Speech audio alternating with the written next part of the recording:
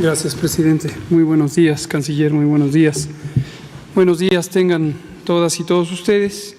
Como ya señala el presidente, vamos a compartir el informe técnico que presentamos en las tardes y más o menos cada 2 semanas presentamos un informe más detallado en donde se puede visualizar las curvas epidémicas de casos nuevos y también de hospitalización que ocurren en cada una de las entidades federativas.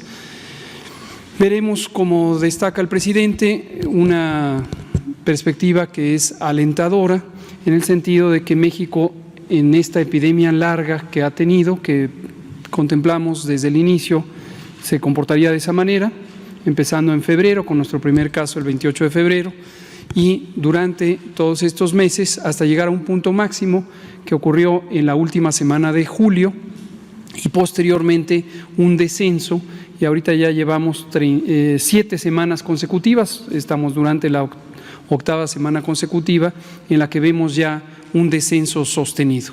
Además, veremos que en 27 de las 32 entidades federativas hay una reducción en el número diario de casos o el número semanal de casos que se ha mantenido en al menos 2 a 3 semanas, en algunas incluso 14 semanas ya de reducción, que se encuentran en una avanzada fase de control. Y siempre es importante reiterar cuáles han sido los mecanismos para lograr este proceso de control de la epidemia y se han basado fundamentalmente en la participación ciudadana, en la medida en que las personas en forma mayoritaria han atendido el llamado de mantenerse en sana distancia. Lo hicieron durante la Jornada Nacional de Sana Distancia, que se mantuvo desde el 23 de marzo y hasta el 30 de mayo, y posteriormente ha continuado el proceso de sana distancia, pero guiado por un semáforo de riesgo que permite estimar en cada una de las entidades federativas cuál es la intensidad epidémica. Y las autoridades sanitarias estatales, es decir, los gobiernos de los estados, han sido quienes directamente han sido responsables de seguir un lineamiento general dispuesto por la Autoridad Sanitaria Nacional y aplicar decisiones administrativas que han permitido reducir la movilidad en el espacio público o cancelar temporalmente eventos sociales, tanto económicos como recreativos, culturales y demás, y esto ha permitido reducir la intensidad epidémica. Vamos a ver la primera diapositiva, por favor. Este proceso de la nueva normalidad cumple ya 114 días en donde, guiados por este semáforo semanal que permite identificar la intensidad epidémica, las autoridades sanitarias han ido abriendo los distintos espacios públicos en una forma ordenada, en una forma controlada, para evitar precisamente el fenómeno de rebrote. Y aquí hacemos este señalamiento que hicimos recientemente en detalle el domingo próximo pasado, cuando presentamos la situación que viven múltiples, posiblemente la mayoría de los países europeos occidentales, que es una situación de rebrote. Rebrote quiere decir que regresa la intensidad epidémica, es decir, el número de contagios aumenta progresivamente cada día. Esta situación vive Europa Occidental y es algo que fue contemplado desde el verano en todos estos países. Nadie está exento de un rebrote. Todos los países pueden enfrentar una condición de rebrote en la medida en que se abren nuevamente las actividades públicas, que las personas interactúan unas con otras y, por supuesto, puede haber contagios. Sin embargo, es inevitable abrir las actividades. Ningún país podría mantenerse en completa restricción de movilidad. Esto causaría un colapso de sus economías y un colapso de las sociedades y, por lo tanto, llega un punto en que es importante desconfinar, abrir las actividades. ¿Cuál puede ser la consecuencia? Efectivamente, que haya un rebrote, pero hay que siempre estar constantemente visualizando que se requiere balancear el cuidado de la epidemia, es decir, el control de la epidemia, la reducción de los contagios, pero también el cuidado de la economía y el bienestar. Y todos los días hay que hacer un equilibrio de estas dos intenciones. La siguiente, por favor. En esta curva epidémica que resume la situación nacional, vemos en estas líneas, en estas barras o columnas, que son las líneas de colores, que en cada una de las semanas que han transcurrido, desde la semana 10, que es la primera semana de marzo, y hasta la semana 37, que es hace 2 semanas, en este momento estamos en la semana 39 del año, hemos tenido la cantidad de casos que se muestran en la altura de estas columnas. Lo que vemos también en la línea naranja que está arriba de la gráfica es un indicador muy importante, que es cuál es el porcentaje de personas que, teniendo síntomas de COVID, fiebre, tos, dolor de cabeza, dolor de garganta, dolor muscular y otras alteraciones, se les han tomado muestras para exámenes de laboratorio y cuántos han salido positivos. En la semana 29, que está en el punto máximo de altura de estas columnas, vemos que llegamos hasta el 57%, es decir, casi cada 6 de cada 10 personas resultaron positivas al virus SARS-CoV-2 causante de COVID. Pero a partir de esta semana 29 se ha ido disminuyendo este porcentaje y hoy tenemos menos de 4 de cada 10 que resultan positivas. ¿Por qué es tan importante este parámetro? Porque este indicador muestra la actividad de la epidemia, es decir, la circulación entre personas del virus causante de COVID, y es un indicador aceptado universalmente de reducción o de existencia de la epidemia. La siguiente, en esta gráfica que presentaremos en otra con mayor detalle, lo que vemos es en general la curva epidémica. La curva epidémica es la representación visual de la cantidad de casos que se presentan cada día. Entre más sube la curva, es una suerte de una montaña, entre más alta es esta gráfica, quiere decir mayor intensidad epidémica, y lo mismo se ve que a partir de la semana 29 fue la última semana de julio, se empieza a ver una reducción, es decir, un descenso en la cantidad de casos que se presentan cada semana. Estamos ya, como digo, en la 8ª semana en donde ocurre esto, y abrimos esta semana con una reducción de menos 23%, se redujo 23%. Es posible que esta reducción se cambie un poco a lo largo de la semana, posiblemente para el próximo sábado no sean 23%, quizás sean 12 o 15%, pero se mantenga esta reducción que ha sido progresiva. La siguiente. Y finalmente, la ocupación hospitalaria es un indicador importante porque el segundo objetivo general del control de la epidemia fue el asegurar que nadie se quedara sin atención médica cuando así lo requiriera. COVID-19 es una enfermedad que en 8 de cada 10 personas no necesita hospitalización, las personas se recuperan por acción de su sistema inmune, pero 2 de cada 10 pueden necesitar hospitalización. Y de no lograrse esta hospitalización en un tiempo razonablemente corto, las personas podrían fallecer tan solo porque no tuvieron la atención médica.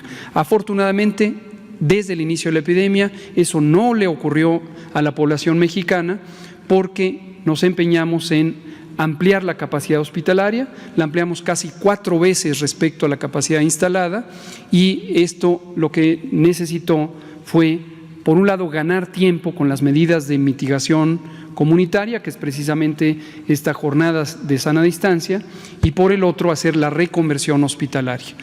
Pero la reconversión hospitalaria garantizó que en ningún momento en cada entidad federativa estuvieran llenos todos los hospitales. Y aquí aclaro una inquietud que a veces nos han expresado nuestras compañeras y compañeros médicas y médicos. En algunos hospitales, a veces nuestras colegas identifican que está lleno el hospital, escuchan el informe aquí y piensan que hay una discrepancia entre lo que ven diariamente, que es un hospital completamente lleno, y que nosotros siempre hemos dicho que en cada entidad federativa hay disponibilidad hospitalaria. Esto es posible en la medida en que algunos hospitales son de uso preferente, quizá los hospitales más especializados o los hospitales más grandes, pero también hay otros hospitales de menor tamaño que desde el inicio fueron designados hospitales COVID y que son 951 hospitales en toda la República. Lo que requiere es una distribución de las personas, y en cada gobierno estatal se contemplaron los mecanismos para hacer esta orientación al público para que fuera trasladado a donde hay camas. pero en general en cada entidad federativa, en todas ellas, se mantuvo la disponibilidad hospitalaria. En este momento tenemos 30% de ocupación hospitalaria en las camas generales. Esto se ve en el color rojo de esta gráfica, y el lado derecho, la columna del lado derecho muestra la ocupación a nivel nacional, y después las otras 32 columnas, empezando de izquierda a derecha, muestran los estados con mayor ocupación hospitalaria del mayor al menor. Verán que solamente 2 tienen ocupaciones mayores al 50% y el resto tiene menos del 50%. Y en la misma idea, pero en la siguiente gráfica, que lo vemos en color verde, es la ocupación de aquellas unidades o camas de atención que son para personas críticamente enfermas. A nivel nacional tenemos 24% y después vemos que ninguna entidad federativa en este momento tiene ocupaciones mayores al 50%. Esto ya desde hace 2 semanas y media, ninguna entidad federativa tiene más del 50% de sus unidades de atención en medicina crítica, incluyendo la reconversión, que estén por arriba del 50%. Y a continuación, si me prestan un micrófono.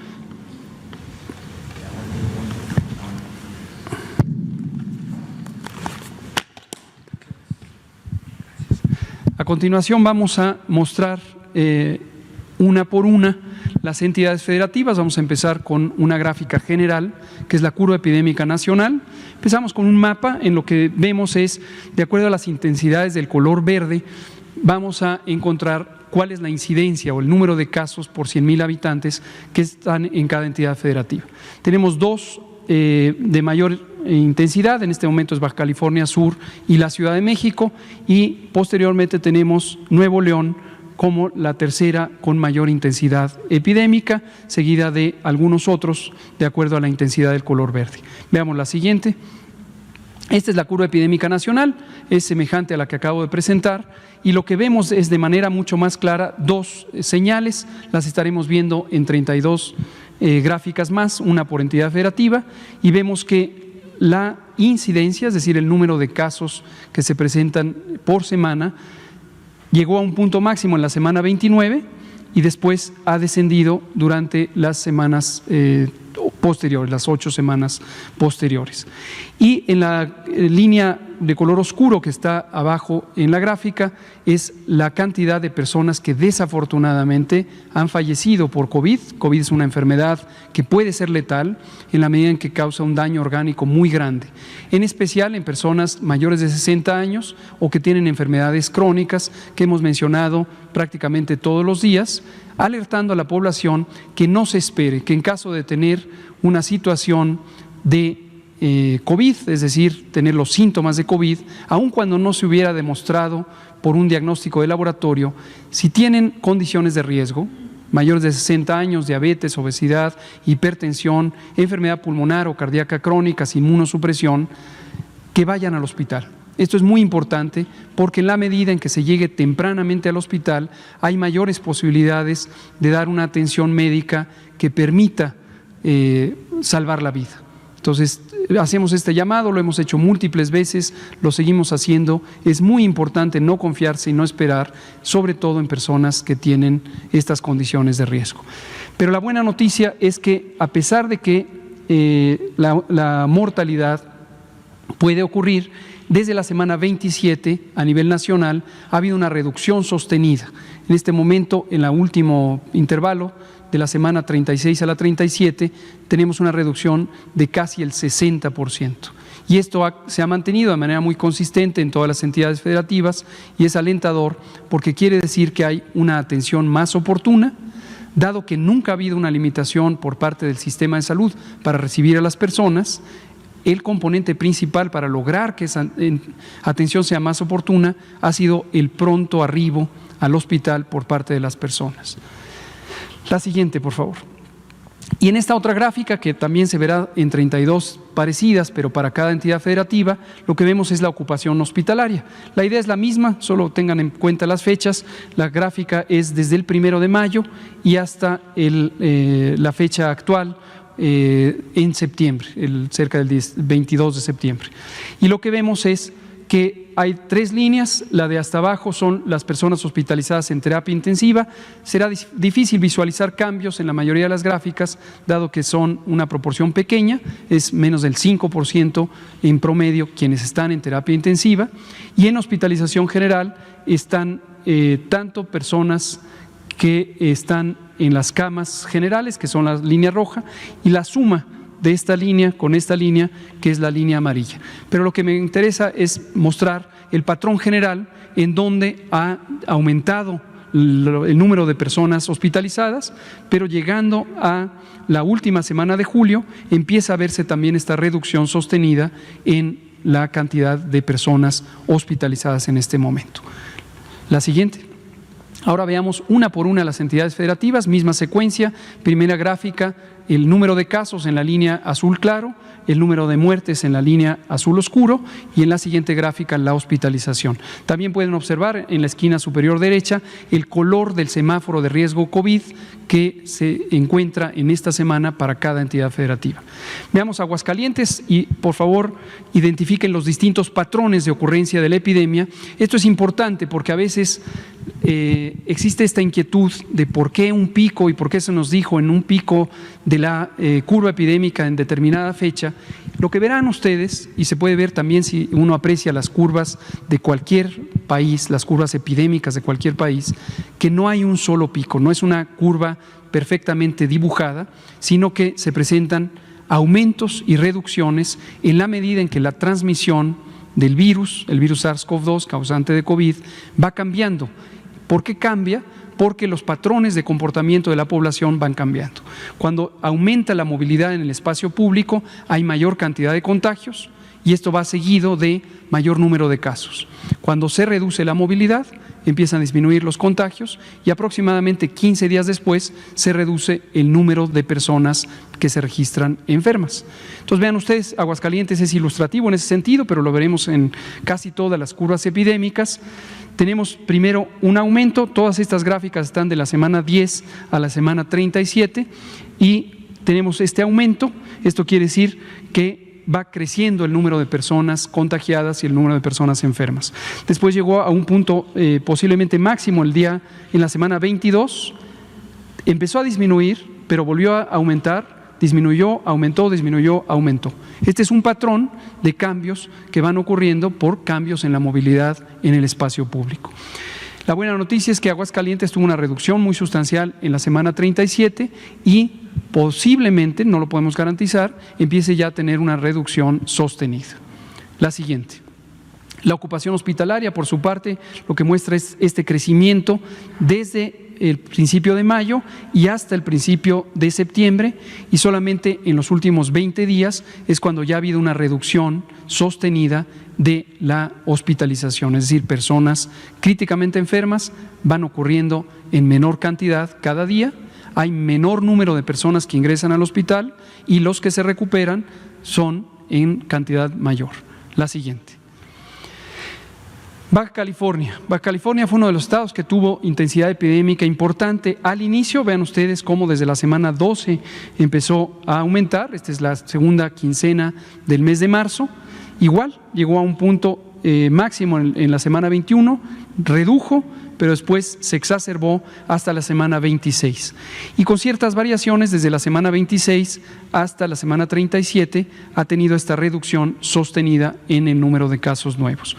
Lo mismo la mortalidad, desde la semana 19 empezó a reducirse y se ha reducido de manera progresiva, lo cual siempre es muy alentador. La siguiente. Vean la ocupación hospitalaria, se mantuvieron importantemente ocupados los hospitales todo el mes de mayo, junio, julio, y en la segunda mitad de julio empezó a descender y se ha mantenido la reducción de las hospitalizaciones. La siguiente. Baja California Sur, otro patrón de ocurrencia más tardío, empezó a aumentar en marzo, pero después se redujo en la cantidad de casos. Esto atiende a una importante reducción de la movilidad pública. En un momento dado, Baja California Sur es un estado que depende de la economía turística, era completamente insostenible mantener una reducción de movilidad tan grande. Eso tuvo como consecuencia mejorar la economía de Baja California Sur, lo cual es muy importante, pero desafortunadamente, claro, también un aumento en la intensidad epidémica. Afortunadamente llegó a la semana 31 con un punto máximo y después ha tenido 6 semanas consecutivas de reducción con algunas variaciones. La siguiente.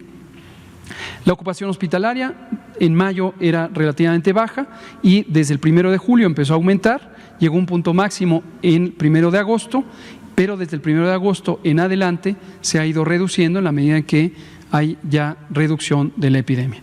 También pueden ir viendo las etiquetas de la ocupación hospitalaria que están en la parte superior y el número que está fuera de la casilla de color indica el cambio en puntos porcentuales en la semana 36 a la semana 37.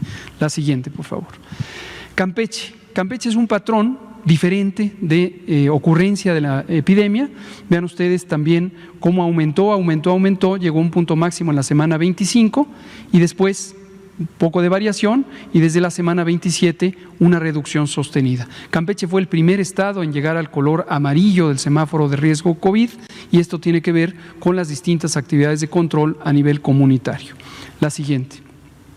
Llegó su máximo de ocupación hospitalaria en la segunda quincena de julio, después empezó a reducir y se ha mantenido la reducción hasta el momento y tiene una ocupación mínima de 5% en las camas generales y 4% en las camas con ventilador. La siguiente.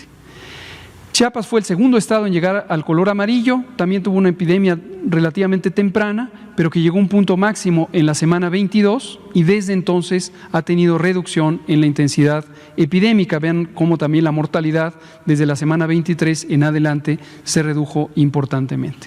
La siguiente. Y lo mismo, la ocupación hospitalaria llegó a un punto máximo al inicio de julio y desde entonces la reducción sostenida. La siguiente. Chihuahua. Un patrón completamente diferente de ocurrencia de la epidemia y no solo esto, no se ve en esta gráfica, pero lo comento, ya lo hemos dicho en otras ocasiones, Chihuahua ilustra la complejidad de un estado territorialmente extenso. Chihuahua tiene prácticamente 2 epidemias diferentes, una en la zona norte, en la zona productiva de las maquiladoras y Ciudad Juárez, y otra distinta en el centro del estado, el centro sur del estado, donde se encuentra la capital. Esto ha hecho complejo el manejo epidémico y en Chihuahua incluso se han usado semáforos subestatales para identificar distintos patrones de ocurrencia de la epidemia y por lo tanto distintos ritmos en la conducción de la epidemia con las medidas de mitigación. Pero vean ustedes cómo tuvo un punto máximo, después una reducción y después ha continuado hasta la semana 35 con un aumento. Lleva 2 semanas ya de reducción. Generalmente consideramos que la reducción es promisoria, como que se va a sostener a partir de 3 semanas consecutivas en donde hay reducción. En ningún momento está esto garantizado, es importante que la población lo tenga claro. Cuando uno hace predicciones, no se trata de promesas, que tantas semanas va a durar la epidemia o que en tal momento va a estar en distinto nivel de intensidad. Son predicciones con base en la información y recuerden siempre que toda la información que está en poder del Gobierno de México la generan las entidades federativas. Nosotros no fabricamos esta información, la información se recaba directamente de los sistemas de vigilancia epidemiológica de los estados. Y es una obligación, por supuesto, de los estados, en términos de la Ley General de Salud y otras disposiciones, transmitir información en tiempo real usando las plataformas electrónicas que para eso dispone el Gobierno de México. La siguiente. Vean lo que resulta en la ocupación hospitalaria. Por momentos se aumenta la ocupación hospitalaria, por momentos baja, pero no hay un patrón de cambio que se pueda apreciar hasta el momento. La siguiente. La Ciudad de México, hemos insistido en que la Ciudad de México es posiblemente la zona más difícil de control epidémico. Esto tiene que ver con 2 factores fundamentales. Uno es que toda la zona metropolitana del Valle de México representa casi la cuarta parte de la población de México, 23.5% de la población de todo el país.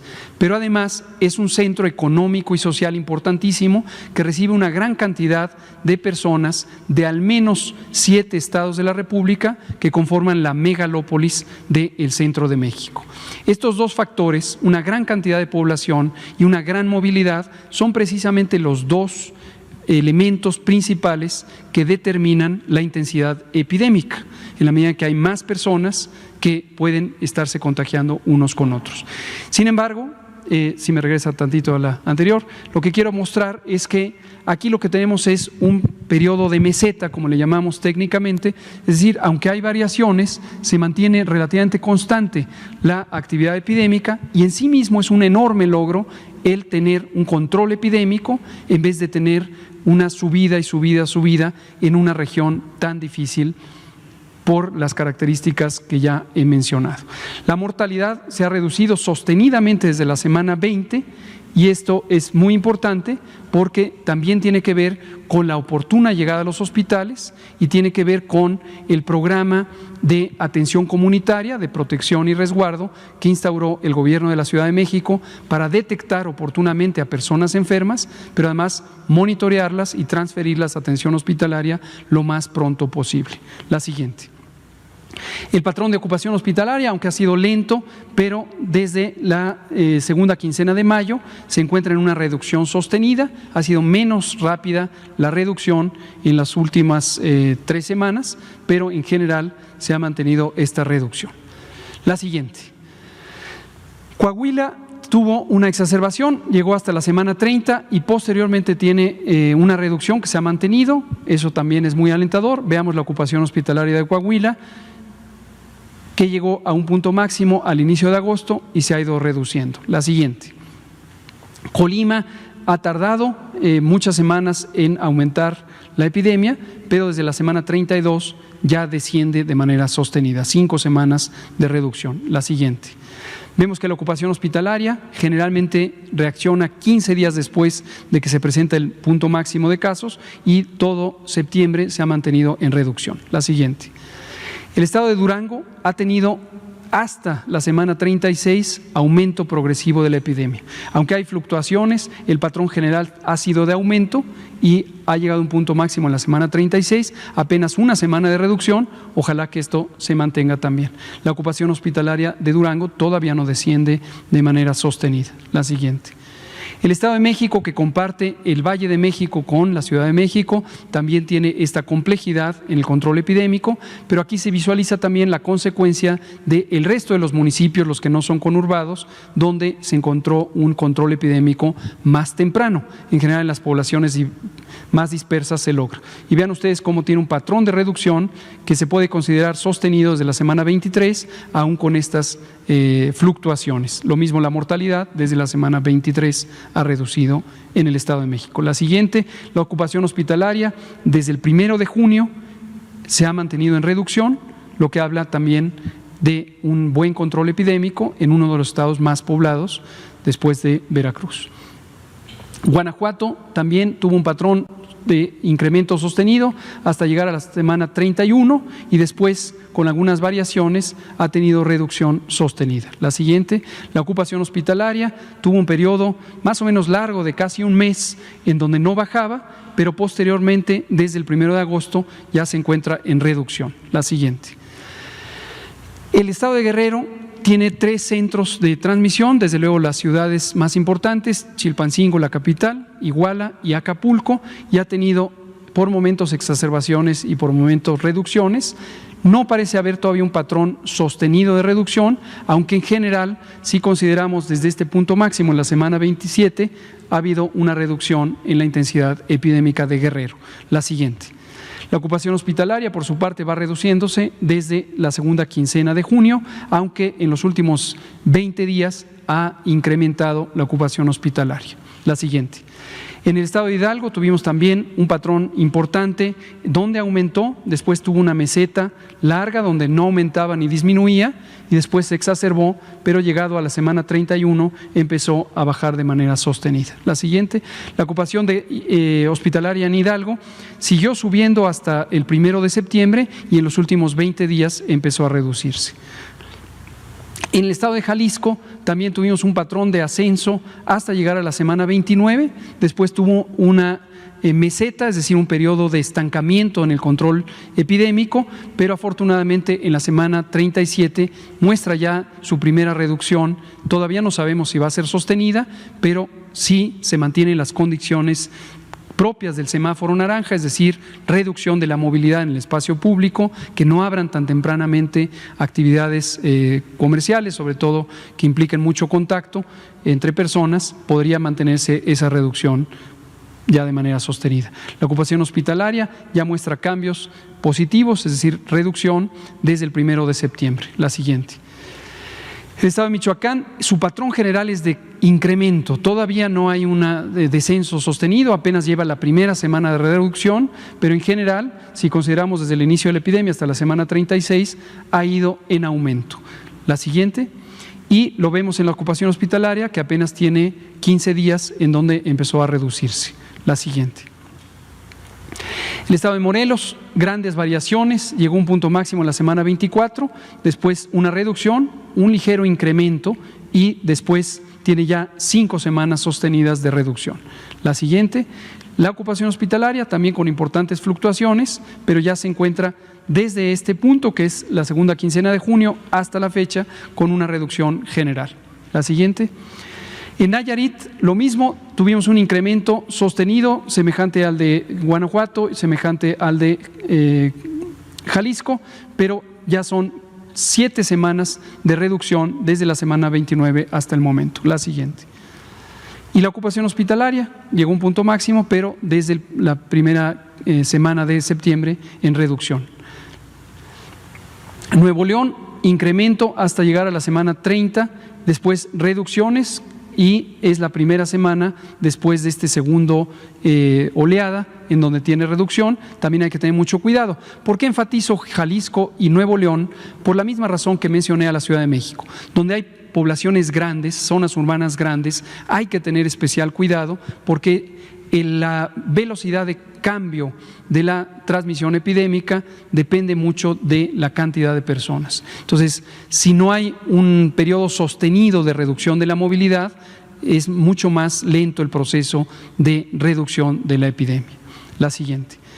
La ocupación hospitalaria en Nuevo León desde el 1 de septiembre va a la baja, lo cual es alentador. Es hoy por hoy el estado que tiene la mayor ocupación hospitalaria. La siguiente. Oaxaca tuvo un punto máximo en la semana 29, igual que el conjunto del país, y desde entonces una reducción sostenida, aunque ha sido menos rápida desde la semana 32.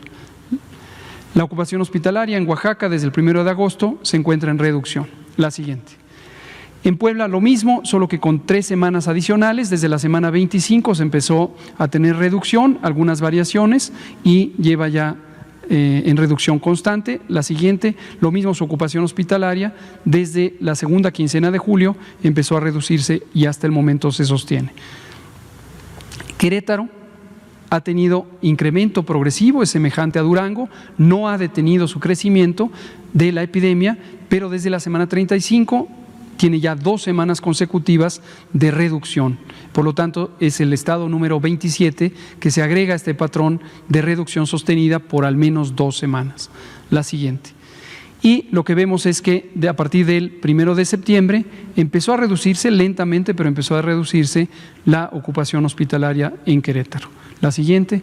Quintana Roo tuvo un patrón semejante a lo que vimos en Hidalgo, tuvo un incremento, después un periodo de estabilización o meseta, después un incremento muy grande y una respuesta muy buena, que ya la hemos felicitado al gobierno de Quintana Roo, porque a pesar de que la presión económica era muy importante en un estado que depende casi enteramente del turismo, lograron tener un cambio muy positivo, controlar la movilidad en el espacio público y reducirse ya por varias semanas consecutivas. La siguiente. Y se muestra en la ocupación hospitalaria que desde el 1 de agosto hasta el momento se va reduciendo. San Luis Potosí tuvo un cambio importante en la semana 30, en donde su patrón de incremento se cambió por completo y empezó a reducirse, lo cual se muestra también en la siguiente diapositiva en su ocupación hospitalaria, que desde la segunda quincena de agosto empezó a reducirse de manera sostenida. Sinaloa tiene un patrón semejante, pero con 4 semanas adicionales, llegó a un punto máximo en la semana 23, de hecho son 6 semanas adicionales, y es el estado que tiene el trayecto más largo de control epidémico que va a la baja. La siguiente. Desde el 1 de julio empezó a reducirse la ocupación hospitalaria. La siguiente. Sonora tiene un patrón semejante, solo que el cambio ocurrió en la semana 28, en donde tuvieron principalmente a expensas de Hermosillo, la capital, un cambio importante en la movilidad en el espacio público, y eso llevó a un cambio sostenido de reducción de la epidemia. La siguiente. Y su ocupación hospitalaria desde el 1 de julio también empezó a descender de manera más rápida todo agosto y todo septiembre. Tabasco también llegó a un punto máximo en la semana 29, semejante al promedio del país, y desde entonces tiene estas 8 semanas consecutivas de reducción. La siguiente, lo mismo que su ocupación hospitalaria, desde el 1 de agosto empezó a reducirse de manera sostenida. Tamaulipas un patrón semejante, pero empezó desde la semana 27, 2 más que Tabasco, está en semáforo amarillo, y vemos también ya estas 9, casi 10 semanas de reducción sostenida, y la ocupación hospitalaria desde el 1 de agosto también con reducción. La siguiente. Tlaxcala lo mismo, un patrón muy parecido a Tamaulipas. Cuando digo muy parecido es porque la forma general de la curva no tiene tantas variaciones, llegó a un punto máximo y posteriormente desde la semana 27 se encuentra en reducción. La siguiente, igual que la ocupación hospitalaria. La siguiente. Veracruz llegó a punto máximo en la semana 29, igual que el promedio del país, 7 a 8 semanas sostenidas de reducción. La siguiente, la ocupación hospitalaria de Veracruz también se reduce desde el 1 de agosto. La siguiente. Yucatán con algunas variaciones adicionales, muy parecido al patrón al de Quintana Roo, y la reducción desde el 1 de agosto. Zacatecas finalmente también tardó, pero finalmente llegó a la semana 32 y desde entonces ha tenido una reducción ya sostenida por 5 semanas, la siguiente, y en todo lo que va de septiembre, después de una meseta de casi un mes, tiene la reducción de la ocupación hospitalaria. En resumen, tenemos un patrón general de reducción de la epidemia por 8 semanas consecutivas a nivel nacional. Algunos estados descienden más rápidamente su epidemia, tiene que ver con distintos factores demográficos, de movilidad y de las características de el encuentro entre personas, pero 27 de los 32 ya tienen un patrón de al menos 2 semanas sostenidas, algunas 14 semanas consecutivas de reducción, y esto ya nos deja en un panorama muy favorable. Siempre hacemos la alerta, nunca se está exento de la posibilidad de un rebrote, y en la temporada de influenza, que es de octubre y hasta abril, podría haber una exacerbación, un repunte, un rebrote. Esperamos que no sea el caso, pero hay que estar siempre alertas.